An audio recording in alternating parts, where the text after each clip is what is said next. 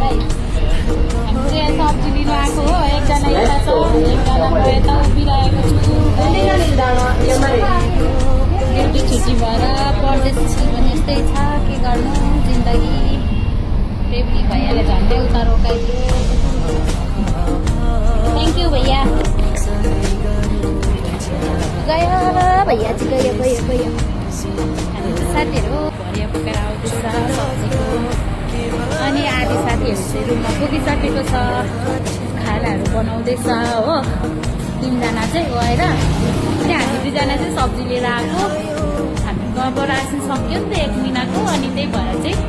अहिले अब सेलेरी नआउँदैसम्मको लागि चाहिँ लिएर आएको 1-2 दिनको लागि है बल्यो साथी परदेशी जिन्दगी यस्तै रहेछ बेङ्गलोरको है के गर्नु यस्तै छ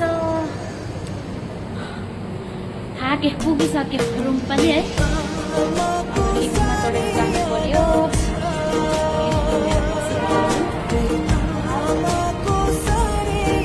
हाम्रो लिफ्ट हो